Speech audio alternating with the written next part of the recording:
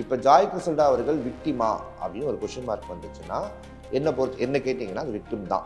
எந்த வகையில்?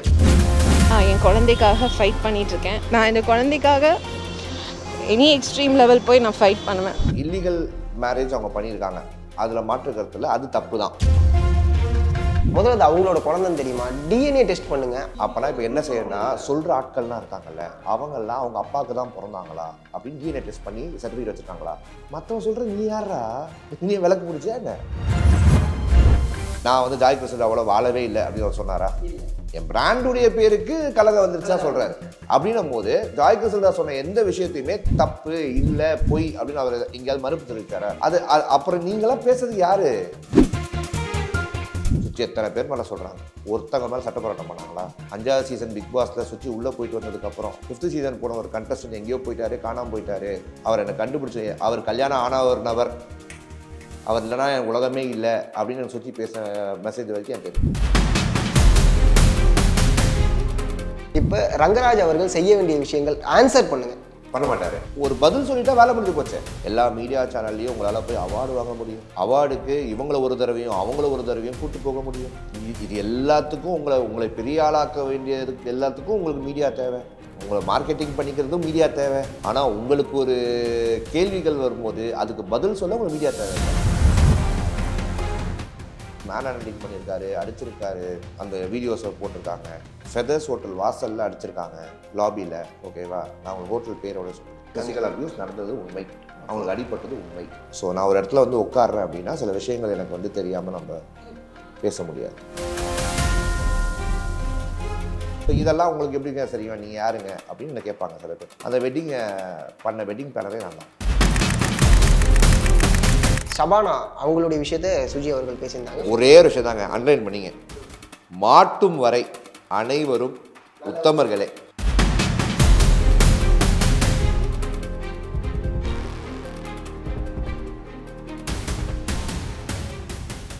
Trend tax நேயர்களுக்கு வணக்கம். நான் உங்கள் சதீஷ். இன்னைக்கு நம்ம கூட ஜோ மேக்கில் தான் இருக்காங்க. வணக்கம் பிரதர். வணக்கம். வணக்கம். ரீசெண்டாக ஜாய் கிறிசல்டாவுடைய அலகேஷன்ஸ் நம்ம பார்த்துருந்தோம். அது ஆரம்பத்தில் அவங்களுக்கு சப்போர்ட்டிவாக இருந்துச்சு, இப்போ அப்படியே அவங்கள டிஃபைவ் பண்ணுற விதமாக மாறிக்கிட்டு இருக்கு. அதை நீங்கள் எப்படி பார்க்குறீங்க?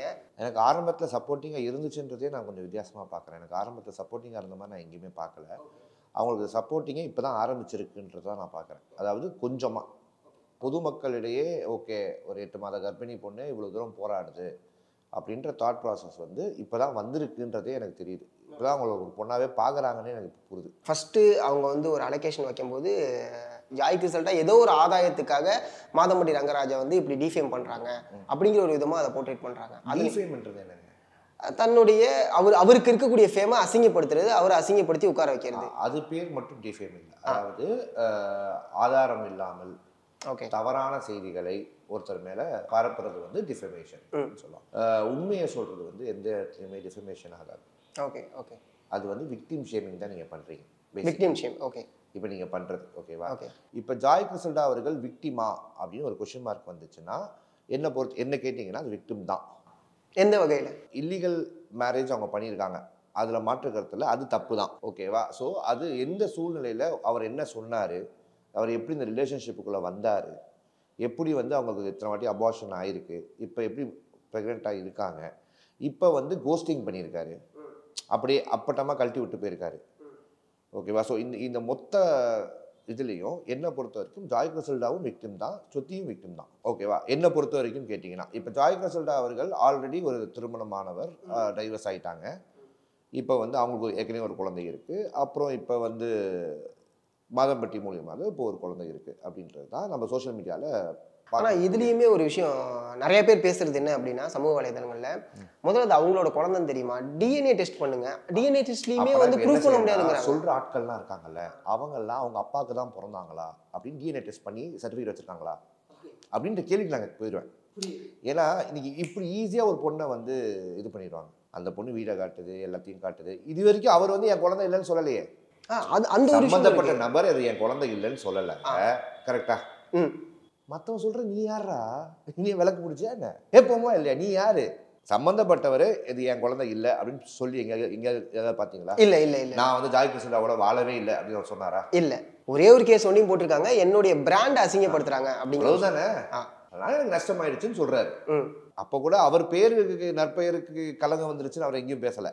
என் பிராண்டுடைய பேருக்கு கலங்க வந்துருச்சா சொல்றாரு. அப்படின்னும் போது ஜாய் கிறிசல்டா சொன்ன எந்த விஷயத்தையுமே தப்பு இல்ல பொய் அப்படின்னு அவர் எங்கேயாவது மறுப்பு தெரிவிச்சாரா? இல்ல, மறுப்பு தெரிவிக்கல. அப்புறம் நீங்களாம் பேசுறது யாரு? நீங்க இப்ப சொல்றீங்கல்ல, இதுவே வந்து வேற ஒரு விதமா வெளில சொல்றாங்க. அதாவது சுஜி அவர்கள் சொன்ன ஒரு விஷயம் தான் என்னன்னா, ஜாய் கிறிசல்டா வந்து ஒரு கோல் டிக்கர். இது மாதிரியான வேலைகள் தான் அவங்க வந்து பார்த்துக்கிட்டு இருப்பாங்க. இப்போ பாவம் ரங்கராஜ் மாட்டிக்கிட்டாரு. அவர் செஞ்சது தப்பு தான். கோல் டிக்கர்ன்றவங்க ஏன் வந்து முதல் கணவரை வந்து ஒன்றும் பெரிய ஆளா இல்லாம ஒரு நார்மலா அது ஒரு படம் கூட எடுக்காத ஒரு டைரக்டரா இருக்கும்போது, அது ஒரு ஆஸ்பைரிங் டைரக்டரா இருக்கும்போது கல்யாணம் பண்றாங்க. ஜாய் கிறிசல்டா அவர்கள் ஒரு நேம்சேக் பொண்ணு கிடையாது. அவர்கள் வந்து ஒரு செலிபிரிட்டி ஸ்டைலிஸ்ட். எத்தனையோ படத்துக்கு அவங்க வேலை பார்த்துருக்காங்க. வேலை பார்த்த அனைவரும் பெரிய பெரிய ஹீரோஸ். ஓகேவா? பெரிய ப்ரொடக்ஷன் ஹவுஸ். அவர்களுடைய சுற்றுச்சூழல், அதாவது ஃப்ரெண்ட்ஸ், பெரிய பெரிய செலிபிரிட்டிஸ். ஓகேவா? உடனே இவனுங்க ஆண்கள் அப்படின்றாங்க. பெண்கள் அதிகமாக அவங்க எந்த வீட்டுக்கு ஒழு ஃபங்க்ஷனுக்கு போயிருக்காங்க, யாரு கூட ஃபோட்டோ போடுறாங்க, யாரு கூட ஸ்டேட்டஸ் போடுறாங்கன்னு அந்த ப்ரொஃபைலை ஃபாலோ பண்ண அத்தனை பேருக்குமே தெரியும். அவங்க யாருக்கெல்லாம் நெருங்கிய நண்பர் அப்படின்றது எல்லாருக்குமே தெரியும். உங்களுக்கு இவ்வளோ பெரிய கான்டாக்ட்ஸ் இருக்குது, இத்தனை பேரை பண்ண முடியும் அப்படின்னு நீங்கள் சொல்கிறீங்க அப்படின்னா, ஒரு வெற்றியே அடையாத ஒரு டைரக்டரை கல்யாணம் பண்ணணுன்ற அவசியமே கிடையாது. அதுக்கப்புறம் ஒரு வெற்றி அடைஞ்சார். ஸோ இதெல்லாமே ஒரு விஷயம். ஸோ இதெல்லாம் உங்களுக்கு எப்படிங்க சரியும், நீங்கள் யாருங்க அப்படின்னு என்ன கேட்பாங்க சில பேர். இப்போ அவர் அந்த அட்வொகேட் நீங்களாக இருந்தீங்களா கூட உங்களுக்கு என்ன தெரியும் அப்படின்னா, அந்த வெட்டிங் பிளானரே நான் தான். சரியா? 2 பேருமே எனக்கு தெரிந்தவர்கள் தான். ஓகேவா? 2 பேர்கிட்டையுமே இன்னைக்கு வரைக்கும் நான் பேசிட்டேன். Okay okay. 2 பேர்கிட்டையுமே 2 பேர் மேலே எந்த அவங்களுக்கு மனமுறிவு ஏற்பட்டுருச்சு. அவங்க வந்து பிரிஞ்சுட்டு அவங்க மியூச்சுவல் அண்டர்ஸ்டாண்டிங்கில் பிரிஞ்சுட்டாங்க. எந்தவித அலுமினியம் 2 பேரும் தரல. 2 பேரும் தனியாக பேசிகிட்டு இருக்கோம் அப்படின்னு வச்சுக்கோங்க. ஓகேவா? ஸோ இப்படி இருக்கும் பட்சத்தில் நம்ம ஈஸியாக அந்த பொண்ணு மேலே தூக்கி போட்டுருவோம். ஏன்னா அந்த பொண்ணை நம்மளுக்கு ஒரு 10 வருடமாக தெரியுமே வச்சுக்கோம். ஒரு 2016, 17 எனக்கு தெரியும்னு வச்சுக்கலாம். சிக்னேச்சர்னு ஒரு பெரிய கடை வச்சுருந்தாங்க. ஏன்னா நம்மளும் இந்த ஃபேஷன் இண்டஸ்ட்ரியில் இருக்கோம், நம்மளுக்கும் செலிபிரிட்டிஸ்க்கு காஸ்டியூம் தேவைப்படும். ஸோ அந்த மாதிரி அப்படி இருக்கும் பட்சத்தில் அந்த பொண்ணுடைய நடத்தையை இவங்க கொஸ்டின் பண்ணுறாங்களே, அந்த மாதிரி அந்த பொண்ணு கிடையாது. அந்த மாதிரி அந்த பொண்ணு இத்தனை பேரை ஏமாற்றி இருந்துச்சுங்களேன், பொது வழியில் வர முடியுமா? சட்ட போராட்டத்தை மேற்கொள்ள முடியுமா ஒரு பொண்ணு? இத்தனை பேரை மிரட்டி, இத்தனை பேர்களிடம் தவறாக இருந்து, ஒரு கோல் டிக்கர் இவங்க சொல்கிற மாதிரி இருந்தால் சமூக இதில் சட்ட போராட்டத்துக்கு வர முடியுமா? கஷ்டம் தான், உண்மையாகவே கஷ்டம் தான். வர முடியாங்களா சட்ட போராட்டம்? சுற்றி எத்தனை பேர் மேலே சொல்கிறாங்க, ஒருத்தங்க மேலே சட்ட போராட்டம் பண்ணாங்களா? இல்லை. ஏன் சோஷியல் மீடியாவில் மட்டும் பேசுகிறாங்கல்ல, சட்ட போராட்டம் மேற்கொள்றாங்களா? 5வது சீசன் பிக் பாஸில் சுற்றி உள்ளே போயிட்டு வந்ததுக்கப்புறம், சரி உள்ள 4th சீசன் போயிட்டு வந்துட்டாங்க. 5th சீசன் போன ஒரு கண்டஸ்டன்ட் எங்கேயோ போயிட்டாரு, காணாமல் போயிட்டாரு, அவர் என்னை கண்டுபிடிச்சி, அவர் கல்யாணம் ஆன ஒரு நபர், அவர் இல்லைனா என் உலகமே இல்லை அப்படின்னு எனக்கு சுற்றி பேச மெசேஜ் வரைக்கும் என்கிட்ட இருக்குது. எனக்கு மெசேஜ் அனுப்பிச்சு அவங்க எங்கே தேடி கண்டுபிடிச்சி சொன்னதெல்லாம் என்கிட்ட மெசேஜ் இருக்குது. நான் அந்த நம்பருக்கே கால் பண்ணி கேட்டால் அவங்க கொடுங்க, அது ஒரு லூஸு அப்படின்னு ஒரே வாரத்தில் முடிச்சிட்டாங்க. என்கிட்ட எல்லாமே மெசேஜ் இருக்கு. அவங்க இல்லைன்னு சொல்லுங்க, சுச்சியே இல்லை அப்படின்னு ஜோ கிட்ட நான் அப்படி ஒரு மெசேஜ் அனுப்பலன்னு சுச்சியை சொல்லுங்கள். நான் அந்த மெசேஜை சோஷியல் மீடியாவில் நானே கொடுக்குறேன். இவங்க கல்யாணம் ஆட்களை பற்றி இவங்க பேசுகிறது வந்து எனக்கு புதுசாக இருக்குது, பிரமிப்பாக இருக்குது. எல்லாரையும் கேரக்டர் அசஸ் பண்ண விஜய் அவர்களுடைய இவங்களுக்கு இருந்தாங்க. என்ன சுச்சி அவர்கள் ஒரு நல்ல திறமையான பாடகி, அதில் எனக்கு எந்த வித மாற்று கருத்தும் கிடையாது. பட் இந்த காசிப்பிங்கையே ஒரு வேலையாக வைத்து எல்லா பெரிய ஆட்களையும் ஒரு பேசிக்கிட்டு இவங்க இப்போ எல்லா இடத்துலையும் இவங்க இருந்தாங்களா அப்படின்ற கேள்வி வருதுல்ல. ஆனால் அவங்க மெசேஜ்லாம் காமிக்கிறாங்க அப்படிங்கிற ஒரு விஷயம் இருக்குது. இதுமாரி எனக்கு பேசினாங்க, என்கிட்ட மெசேஜ் சொன்னாங்க அப்படிங்கிற ஒரு விஷயம். ஐ மீன் வைஷுவை பற்றி அவங்க ஒன்று சொன்னாங்க கரெக்டாக. அவங்க என்ன அப்ரோச் பண்ணாங்க, என்கிட்ட இப்படி பேசினாங்கன்னாங்க. வைஷு ஒரு மெசேஜை போட்டாங்க. யார் அப்ரோச் பண்ணாங்க? இந்த இடத்துல ஒரு கேள்வி ஒன்று எழும்புது. என்னன்னா, ஷபானா அவங்களுடைய விஷயத்த சுஜி அவர்கள் பேசியிருந்தாங்க. மாதம்பட்டி ரங்கராஜ் ஷபானா சொன்னாங்களா? சுஜி சொன்னாங்க. இதுமாரி ஷபானா சொன்னாங்களா? இல்லை, சம்பந்தப்பட்ட நபர்கள் சொல்றதை மட்டும் பேசுங்க. ஆனால் யாரு அப்படின்றத நீங்க யோசிக்க மாட்டீங்க. புரியுது. பட் குக் வித் கோமாளில் அதுமாரி நடந்தது உண்மையா? ஏன்னா ஏங்க குக் வித் கோமாளில் அப்படி ஒரு விஷயம் நடந்து ஒரு ஜட்ஜு பண்ணியிருந்தாருன்னா ஜட்ஜ் எப்படி அங்கே இருந்திருப்பாரு? அதாங்க லாஸ்ட் 2 எபிசோடு இல்லையே. லாஸ்ட் ஒரு எபிசோட் தானே இல்லை, 2 எபிசோடு எப்படி சொல்லுவீங்க? ஓகே, எபிசோட் ரொம்ப வந்துட்டாரு. அது வெளில போனதுக்கான காரணமே இந்த விஷயத்தினால பிரஸ் மீட் வந்து ஒரு பிரச்சனை ஆயிடும். அவர் லீவ் போட்டுடலாம். ஓகே, ஹெல்த் இஷ்யூஸ் அப்படிங்கிற மாதிரி எனிதிங் இருக்கலாம். ஓகே ஓகேவா? அது ஒரு 25 எபிசோடு உள்ள ஒரு ஷோ. அந்த ஷோவுக்கும் இதுக்கும் சம்பந்தமே கிடையாது. புரியுதா உங்களுக்கு? நம்ம எப்படி வேணாலும் நம்ம யூகிக்கலாங்க. இப்போ 2023 ஜாய் கிறிசல்டாவை மாதம்பட்டிக்கு தெரியும். 2023 இருந்தால் மாதம்பட்டியை உலகத்துக்கே தெரியும். இப்போ ஜாய் கிறிசல்டானால தான் மாதம்பட்டியை உருவானாரான்னு சொல்லிக்கலாம். யூகம் தானே எங்களோட மோட்டிவேஷனால. அப்போ இவ்வளோ பெரிய செலிபிரிட்டிஸ் எல்லாருக்கும் பண்ணது ஜாய் கிறிசல்டாவுடைய கான்டாக்ட்ஸ் மூலியமா தான் இவருக்கு இவ்வளோ செலிபிரிட்டி ஆஃபர் கிடைச்சி இத்தனை பேர் வீட்டுக்கு இவர் பண்ணியிருக்காருன்னு சொல்லிக்கலாமா? யூகம் தான் நீங்க சொல்றது தான். ஆனால் இவ்வளோ என்ன வேணாலும் பேசலாம். இன்னைக்கு என்ன வேணாலும் எல்லாருமே அவங்களுடைய அந்த தாட் ப்ராசஸில் என்ன வேணாலும் பேசலாம். நீங்கள் பேசுனீங்களா ரீசெண்டாக அவங்கள்ட்ட ஜாயிட்ட? அதான் இந்த பிரச்சனை ஆரம்பிக்கும் போது நான் சொன்னேன், அவங்க சட்ட போராட்டம் மேற்கொள்கிறேன் அப்படின்னாங்க. ஹெல்த் கண்டிஷன் மட்டும் பார்த்துங்க அப்படின்றது நம்ம ஒரு தெரிந்த நபராக ரீசெண்டாக பேசுனது அந்த ஒரு விஷயம் தான். அவ்வளோதான். ஒருத்தர் இந்த அளவுக்கு விரும்பக்கூடியவங்க அவங்களே வந்து இல்லை இவர் வந்து என்னை மேரேஜ் பண்ணுறதுக்கு முன்னாடி நிறைய பொண்ணுங்கள்ட்ட எப்படி பண்ணியிருக்காங்க அப்படின்னு சொல்லிட்டு அவங்களே இவங்களை பற்றி தப்பாக சொல்கிறது எந்த வகையில் நியாயம்? அப்போ என்ன விஷயம் தான் அவங்களுக்கு வேணும்? அந்த எடிட்டிங் இருக்குல்ல, உங்களுடைய யூடியூப் எடிட்டிங் இருக்குது, ஓகேவா? அது தேவையானது போட்டுக்கும், தேவையில்லாத எடுத்துக்கும். அந்த இன்டர்வியூவில் அவங்க சொன்ன அந்த மொத்த கண்டென்ட்டில் ஒரு பாதி கண்டென்ட் கட்டாக இருக்குது. அந்த இன்டர்வியூ எடுத்தவங்களையும் நீங்கள் ஃபோன் அடித்து கேட்டு பார்க்கலாம், நான் பேசிட்டேன் ஆல்ரெடி. ஸோ அதாவது அவங்க சொன்ன விதம் என்னென்னா, நான் இவங்களோட இருந்து குழந்தையெல்லாம் வந்ததுக்கப்புறம் கொஞ்ச நாள் கழித்து இவங்க இத்தனை பெண்களோட ஏமாத்திட்டு வந்தது தான் எனக்கு தெரிஞ்சிருச்சு. அதுக்கப்புறம் தான் இந்த பிரச்சனைகள்லாம் ஆரம்பிச்சிருக்கு அப்படின்றது ஜாய் கிறிசல்டாவுடைய வாதமாக இருக்குது. அதுக்கு ஆதாரம் கேட்டால் இது வரைக்கும் அவங்களும் காட்டல, நம்மளும் பார்க்கல. நான் உங்களுக்கு சொல்கிறது புரியுதா? அதை இவரும் மறுக்கலை. ஸோ இப்போ இது எதுவுமே நம்ம வந்து இங்கே ஜட்ஜு கிடையாது, கோர்ட் இருக்குது, அவங்க அந்த வேலையை பார்ப்போம். நம்மளுடைய வேலை என்ன? இந்த மாதிரி ஒரு விஷயம் நம்ம குடும்பத்தில் நடக்காமல் இருக்கணும், நம்மளுடைய குடும்பத்தில் இருக்கும் பெண்கள் இந்த மாதிரி விழாமல் இருக்கணும், ஓகேவா? இந்த ஆணாதிக்க சமுதாயத்தில் இப்படி தான் பெண்களை பேசுவாங்க அப்படின்ற படிப்பினையை நாம் கற்றுக்கிட்டு நம்ம வாழ்க்கையை வாழ்ந்துட்டு போயிடும். புரியுது. அதை தவிர ஏய் பத்தியாடி அப்படின்னு உட்காந்து நம்ம பேசிட்டோம்னா, ஜாய் கிறிசல்டா வந்து எந்த வகையில் இவங்களை வந்து சப்போர்ட் பண்ணாங்க அப்படிங்கிறத அவங்க தொடர்ச்சியாக சொல்லிக்கிட்டே இருக்காங்க. எனக்கு என்னுடைய குழந்தைக்கான அப்பா அவர் தான், அதுக்கான விளக்கம் தர சொல்லுங்கள், என்னை வந்து பார்க்கவாது சொல்லுங்கள், ஃபஸ்ட்டு பேச சொல்லுங்கள் அப்படிங்கிற விஷயம் சொல்கிறாங்க. ஜாய் கிறிசல்டாக்கு இப்போ சேர்ந்து வாழணுங்கிற ஒரு எண்ணத்தில் இருக்காங்களா? இல்லை சேர்ந்து கூட வாழ வேணாம், குழந்தைய பார்த்துங்கிற? எனக்கு தெரிந்து அந்த குழந்தை அப்பா இல்லாத குழந்தையாக இந்த பூமிக்கு வரக்கூடாதுன்றதுல ரொம்ப தெளிவாக இருக்காங்கன்னு நினைக்கிறோம். சேர்ந்து வாழணுன்ற தாட்டில் இருக்கிறவங்க இந்த பண்ண மாட்டாங்க. அவங்க இந்த இன்டர்வியூவில் எந்த இடத்துலையுமே நான் திருப்பி அவரோட சேர்ந்து வாழணுன்ற வார்த்தையை அவங்க சொல்லவே இல்லை. ஏன்னா அவ்வளோ மேன் ஹேண்ட்லிங் பண்ணியிருக்காரு, அடிச்சிருக்காரு, அந்த வீடியோஸை போட்டிருக்காங்க, ஃபெதர்ஸ் ஹோட்டல் வாசலில் அடிச்சிருக்காங்க லாபியில், ஓகேவா? நான் உங்களுக்கு ஹோட்டல் பேரோட சொல்லியிருக்கேன். ஸோ நான் ஒரு இடத்துல வந்து உட்காடுறேன் அப்படின்னா சில விஷயங்கள் எனக்கு வந்து தெரியாமல் நம்ம பேச முடியாது, ஓகேவா? டேட் உங்களுக்கு சொல்கிறேன், கவலைப்படாது. ஸோ இது எல்லாமே நம்ம வந்து ஓரளவுக்கு விசாரித்து, ஃபிசிக்கல் அபியூஸும் நடந்திருக்கு, ஃபிசிக்கல் அபியூஸ் நடந்தது உண்மை, அவங்களுக்கு அடிப்பட்டது உண்மை, ஓகேவா? இதெல்லாம் நடந்தது பிரச்சனையாகவே போய் அவர் திடீர்னு போஸ்டிங் ஆகிட்டார். பெண்களுடைய தாட் ப்ராசஸ் தெரியுமா? கணவர் எவ்வளவு கேவலமாக இருந்தால் கூட குழந்தைக்காக இருக்கணும் அப்படின்னு நினைக்கிற தாட் ப்ராசஸ் தான் ஜாய் கிறிசல்டா. அதே தாட் ப்ராசஸ் தான் ஸ்ருதிகாவும் இருக்கலாம். இவ்வளோ இஷ்யூக்கு அப்புறமும் அதை ஹோல்ட் பண்ணுறது குழந்தைகளுக்காக. ஓகே. ஆனால் இப்போ நீங்கள் சொன்னீங்களே கோஸ்ட் ஆகிட்டாரு, ஆனால் சமீபத்தில் நடந்த அவார்ட் ஃபங்க்ஷனில் ரங்கராஜ் அவர்கள் அவருடைய முதல் மனைவியோட தான் வந்து போயிட்டு வரது. ஜாலிங்க. அவர் இன்ஸ்டாகிராமில் இல்லை இவங்க எப்படி அக்செப்ட் பண்ணிக்கிறாங்க? அதான் சொல்கிறேன், அவருக்கு ஜாலி. இன்ஸ்டாகிராமில் இவங்கள அன்ஃபாலோ பண்ணிட்டு இவங்கள ஃபாலோ பண்ணார், அப்புறம் இவர் அன்ஃபாலோ பண்ணிட்டு அவங்கள ஃபாலோ பண்ணுறாரு, அவ்வளோதான். ஓகே. ரொம்ப சிம்பிளாக சொல்லணும்னா, இத்தனைக்கு இவங்க ஆக்சுவலாக இவங்க ஒரு லாயர் வேற, எந்த ஒரு விஷயமும் முன்னெடுத்து வைக்கல, குழந்தைகளுக்காக இருக்கலாம். நம்ம இப்போ பேசுறது அனைத்துமே யூகம் தான். ஆனால் ஒரு சில விஷயங்கள் உண்மையாக இருக்கும் பட்சத்தில் தான் நம்ம இந்த விஷயத்தை வந்து நம்ம ப்ராபபிலிட்டி தான் பார்க்க முடியுமே தவிர இதுதான் அப்படின்றத நம்ம யாருனாலுமே சொல்ல முடியாது. கீழே கமெண்ட் போட்டிருக்கிறது குடும்பத்தில் அவன் குடும்பத்துலேயே 1000 பிரச்சனை இருக்கும். அவங்க அப்பா எங்கே இருக்காருன்னு தெரியாது, அவங்க அண்ணன் எங்கே இருக்காருன்னு தெரியாது, அவன் தம்பி எங்கே இருக்கான்னு தெரியாது, கரெக்டா? ஆனால் அவன் கமெண்ட் போட்டுட்ருப்பான், அவனே எங்கே இருக்கான்னு தெரியாது, அவன் உத்தம மாதிரி கீழே கமெண்ட் போட்டிருப்பான். நம்மளுடைய ஒரே கேள்வி என்ன தெரியுமா? உங்களுக்கு என்ன கல்யாணம் டைவர்ஸ் ஆகாம ஒருவருடன் அவ்வளோ, அதை தவிர ஜாய் மேலே கை காட்டுறதுக்கு உங்களுக்கு என்ன? அப்படி பார்த்தால் ஜாய் அவர்களுமே செஞ்ச தப்பு தாங்கிறத நம்ம ஒத்துக்கிட்டாலுமே இவங்களும் அவங்களுடைய எப்படி சொல்றது, அவங்களுடைய முதல் மனைவிக்கு துரோகம் பண்ண மாதிரி தானே அர்த்தம். அதான் நான் மறுபடியும் சொல்றேன், ஜாய் செய்தது தவறு இல்லைன்னு நம்ம பேசவே இல்லை, சட்டப்படி அது தவறு. ஆனா இன்னைக்கு சட்டப்படி தவறு அப்படின்றத பண்ணது யார்? 2 பேருமே தான் அதை பண்ணியிருக்காங்க. கரெக்டா? அப்ப ஒரு ஆள் மட்டும் ஏன் கேரக்டர் அசாசினேட் பண்றீங்க?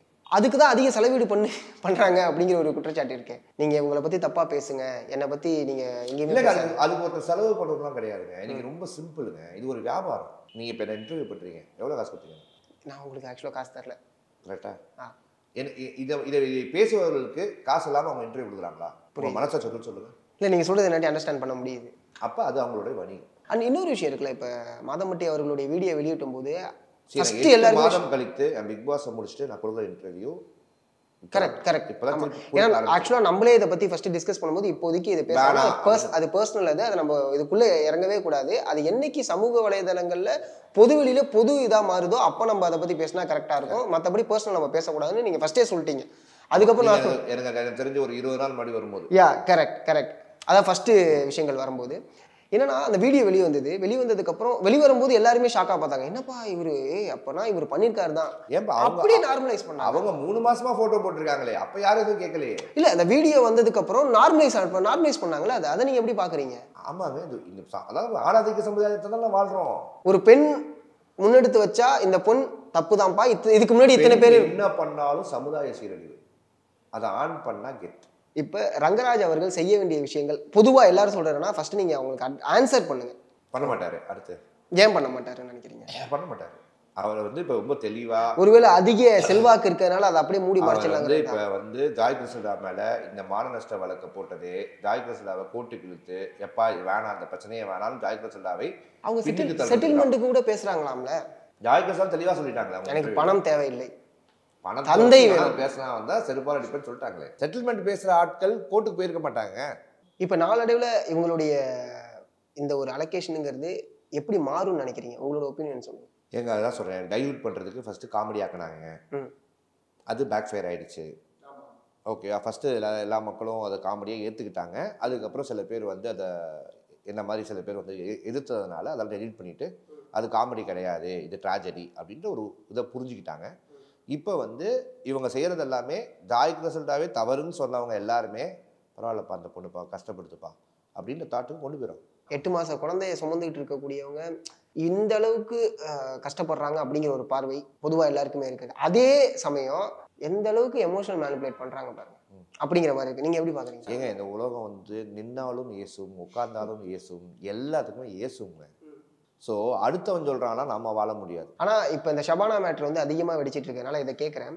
பாய்ஸோட சேர்ந்துக்கிட்டு, ஐ மீன் குக்கு கோமாளி டீமோட சேர்ந்துக்கிட்டு அவங்களுக்கு தப்பாக டெக்ஸ்ட் பண்ணுறதா இருக்கட்டும், ட்ரிகர் பண்ணுறதா இருக்கட்டும், இந்த மாதிரி எதுவுமே ஆதாரம் இல்லைங்க. இதை பற்றி நம்ம என்ன அனைத்துமே கட்டுக்கதை ஒன்று. யாருமே சொல்லியேங்க, அந்த டீம்ல யாருமே இல்லை. ஷபானா யாருமே இல்லாதவர்களா? அவர் கணவர் இருக்காங்கன்னு நினைக்கிறேன். அவங்க வீட்டில் ஆள் இல்லையா? பேச மாட்டாங்க. எப்படி நீங்க பேசாதீங்க, அவங்க பேசட்டும். அவங்களுக்கு பிரச்சனைனா அவங்க பேசட்டுங்க. ஒரு பதில் சொல்லிட்டா வேலை முடிஞ்சு போச்சு. ஏங்க உங்களால் உங்கள் பிராண்டை பாப்புலர் பண்ணுறதுக்கு எல்லா மீடியா சேனல்லையும் உங்களால் ஸ்பான்சர் பண்ண முடியும். எல்லா மீடியா சேனல்லையும் உங்களால் போய் அவார்டு வாங்க முடியும். அவார்டுக்கு இவங்கள ஒரு தடவையும் அவங்கள ஒரு தடவையும் கூட்டு போக முடியும். இது எல்லாத்துக்கும் உங்களை பெரிய ஆளாக்க வேண்டியதுக்கு எல்லாத்துக்கும் உங்களுக்கு மீடியா தேவை. உங்களை மார்க்கெட்டிங் பண்ணிக்கிறதும் மீடியா தேவை. ஆனால் உங்களுக்கு ஒரு கேள்விகள் வரும்போது அதுக்கு பதில் சொல்ல உங்களுக்கு மீடியா தேவையில்லை. அப்போ சுயலாபத்துக்கு மீடியாவை பயன்படுத்துகிற ஆட்கள் தான் இன்றைக்கி அதிகமாக போயிட்டாங்களா அப்படின்ற கேள்வி வருது. அது நீங்கள் தான் கேட்கணும். கண்டிப்பாக. ஏன்னா எல்லாருமே எதிர்பார்க்கறதுனா என்னென்னு அட்ரஸ் பண்ணுங்க. ஆம் இல்லை முடிஞ்சிருச்சு. என்ன இருந்தாலும் அட்ரஸ் பண்ணுங்க, தப்பு இல்லை. ஆமா, ஏன்னா இதுக்கு மேலே அவர் போய் அங்கே வாழ போகிறது இல்லை. ஏன்னா வாழவும் முடியாது. ஆமா, இந்த அளவுக்கு நடந்துச்சுல. ஒரு ப்ரெக்னெண்ட்டாக இருக்கிற ஒரு பொண்ணுக்கு நிறைய மூட் ஸ்விங்ஸ் இருக்கும். அந்த ப்ரெக்னெண்ட்டாக இருக்கும்போது எல்லாருமே சொல்லுவாங்க ஹஸ்பண்டு கூட இருக்கணும், ஹஸ்பண்டு கூட இருக்கணும். அந்த ஹஸ்பண்டு கூட இல்லை அப்படின்ற பட்சத்தில் அந்த பொண்ணுடைய மன அழுத்தங்கள், குழந்தைக்கு பாதிப்பது. அந்த வீட்டில் ஆணே இல்லையே, அவங்க அம்மாவுக்கு கண்ணு தெரியாது, அவங்களுக்கு குழந்தை பாதிக்கும். இன்னொரு குழந்தை ஸ்கூல் போகிற குழந்தை, சின்ன குழந்தை, வேற அவங்களுக்கு யார் கைடன்ஸு? அதுதான் எல்லாம் தெரிஞ்சுதான் நான் அவங்கள சட்ட போராட்டத்துக்கு இழுக்கிறார். இப்போ ஹேஷ்டேக் அவருக்கு போட்டிருக்காங்க 12 கோடி ரூபா நஷ்டம்னு சொல்கிறார் 15 நாளில். அப்படின்னா சராசரி 365 நாளுக்கு எவ்வளோ நஷ்டம்? எங்கேயோ போய் நிற்குதே. அதுக்கு அவர் இன்னைக்கு வரைக்கும் ஐடி கட்டியிருக்காரா இதுக்கு முன்னாடி பண்ண எல்லா வருஷத்துக்கும் அப்படின்ட்டு கேள்வி வருமா? போட்டு இப்போ கேட்டிருக்குல்ல, உங்களுக்கு இவ்வளோ நஷ்டமாயிருந்தா அதுக்கான ப்ரூஃபை காட்டு. தவளை தன் வாயால் கெட்டது அப்படிங்கிற மாதிரி ஆயிடுச்சா? அவங்க ஹேஷ்டேக் தானே போட்டாங்க. புரியுது சார். சரி, நீங்கள் எது பிரச்சனையோ அதுக்கு ஃபேஸ் பண்ணுங்க, எது இல்லையோ அதை விட்டுரு. நீங்கள் 2 பேரும் பேசிக்கிட்டா நாங்கள் யாருமே பேச தேவையில்லை. குடும்ப பிரச்சனைங்க இது, 2 குடும்பத்துக்குள்ள பிரச்சனை. ஓகேவா? இது ஒரு குடும்பமா இல்லை 2 குடும்பமா அப்படின்றது அவங்க பிரச்சனை. அது நம்மளுக்கு நோசே. நீயா நம்ம ஒரு ப்ரோக்ராம்லாம் பார்த்தோம், 2 பொண்டாட்டி வச்சுருக்கலாம் கெத்துன்னாங்க, வீரம்னாங்க. அது என்ன வீரம்னு எனக்கு தெரியல. அதுதான் வீரம்னா அப்போ அது வேற ஏதோ ஒன்று சொல்ல தோணுது. அதுதான் அவங்க சொன்னாங்க, ஏன் வீரனை தொலைச்சு கோபி கேட்பாரு. அந்த மாதிரி இன்னைக்கு நிறைய பேர் இருக்காங்க அந்த தாட் ப்ராசஸில். ஒரே ஒரு விஷயம் தாங்க அண்டர்லைன் பண்ணிங்க, மாட்டும் வரை அனைவரும் உத்தமர்களே. இப்போ இறுதியா இவங்க ஆன்சர் கொடுத்தே ஆகணும். கண்டிப்பா இல்லை, கோர்ட்டுக்கு போயிடும். கோர்ட் மூலியமாக அது பிளான் பண்ணிக்கலாம். அது வரைக்கும் ஜாய் அவர்கள் என்ன செய்யணும்னு நீங்க நினைக்கிறீங்க? அவங்களுக்கு ஒரு லீகல் அட்வைசர் டீம் கண்டிப்பா இருக்கு. ஏன்னா பின்னாடி நிற்கிறாங்க மீடியாவில். ஓகே, அவங்க சட்ட ஆலோசனை கண்டிப்பாக கொடுப்பாங்க. பட் எதுவுமே சட்டம் இன்ஸ்டன்ட் காஃபி கிடையாது. அதுக்கான நேரம் எடுக்க தான் செய்யும். நானே ஒரு 7 வருஷம் ஒரு விஷயத்துக்கு போராடிட்டு இருக்கோம். ஸோ அது மாதிரி சட்டம் ஒரு ப்ராசஸ் இருக்குது, அவங்களுக்கு ஒரு டைம் இருக்குது. ஓகே, ரொம்ப நன்றி, உங்களோட நேரத்துக்கு நன்றி. சந்திப்போம். அவருடைய பதில் என்னன்னு பார்ப்போம்.